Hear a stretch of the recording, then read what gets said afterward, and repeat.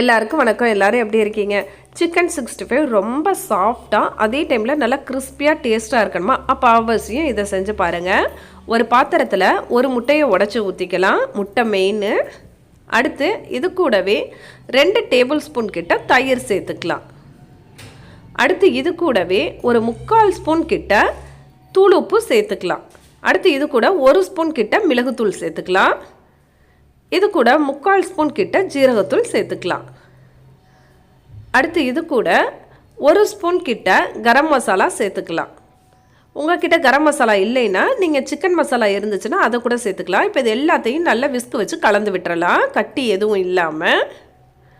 இப்போ நல்லா கலந்து விட்டாச்சு. அடுத்து இது கூடவே நான் 2 ஸ்பூன் கிட்ட மிளகாய்த்தூள் சேர்த்துக்கிறேன்.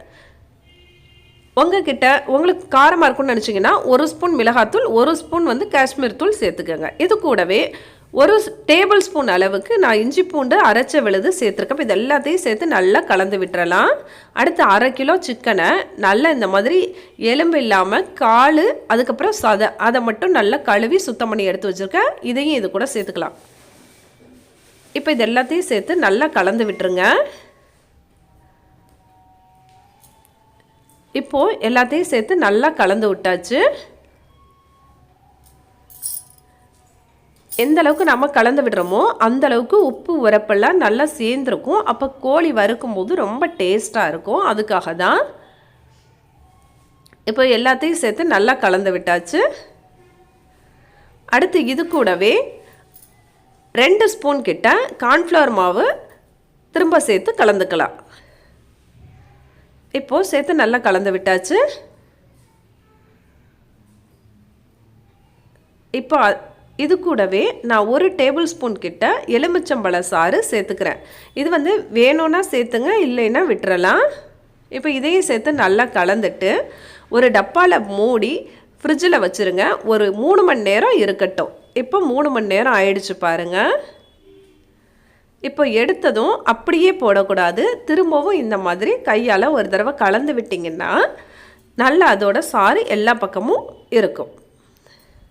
இப்போ ஸ்டவ்வை ஆன் பண்ணிவிட்டு ஒரு கடாயில் ரொம்ப எண்ணெய் சேர்க்காதீங்க, அப்புறம் வேஸ்ட் ஆகிடும். திரும்ப திரும்ப நம்மளாட்டி பொரிக்க முடியாது. கொஞ்சமாக எண்ணெய் சேர்த்துட்டு எண்ணெய் சூடானதுக்கப்புறமா நம்மளோட அந்த சிக்கன் அதெல்லாம் இந்த மாதிரி கலந்து விட்டு அந்த தண்ணியிலேயே நல்லா மறுபடி இந்த மாதிரி போட்டுருங்க.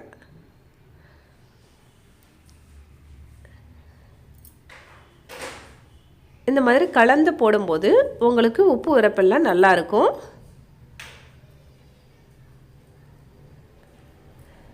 இப்போது ஒரு 5 நிமிஷம் நல்லா அந்த பக்கம் வெந்துருச்சு. அதுக்கப்புறமா மெல்ல திரும்ப பிரட்டி விட்டுருங்க. போட்டதும் பிரட்டினீங்கன்னா நல்லா இருக்காது. இந்த மாதிரி நல்லா கலர் மாறவும் பிரட்டினீங்கன்னா தான் டேஸ்ட்டாக இருக்கும்.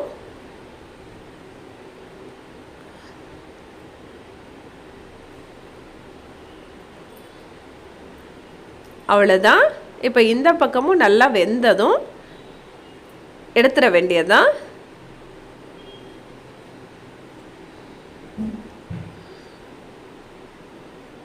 இப்போது நல்லா 2 பக்கமும் வெந்துருச்சு. அவ்வளோதான்.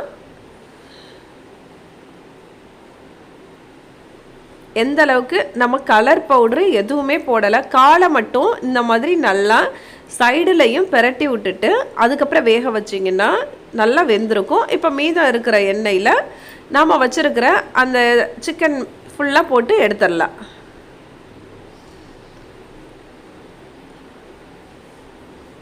இப்போ எல்லாத்தையும் போட்டாச்சு. அவ்வளோதான். நம்மளோட சூப்பரான சுவையான சிக்கன் 65 தயார்.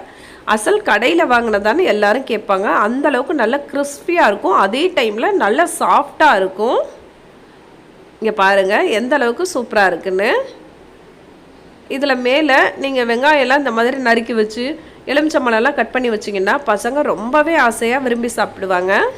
ஏன்னா சிக்கன் 65 வேணான்னு சொல்கிறவங்க கூட இது மாதிரி செஞ்சு கொடுத்தீங்கன்னா ரொம்ப விரும்பி சாப்பிடுவாங்க. எப்போவுமே நான் சொல்கிறது தான், ரசித்து சமைச்சா ருசித்து சாப்பிடுவாங்க. இந்த வீடியோ உங்களுக்கு பிடிச்சிருந்துச்சுன்னா லைக் பண்ணுங்கள், ஷேர் பண்ணுங்கள், சப்ஸ்கிரைப் பண்ணுங்கள், நம்ம சேனலை சப்போர்ட் பண்ணுங்கள்.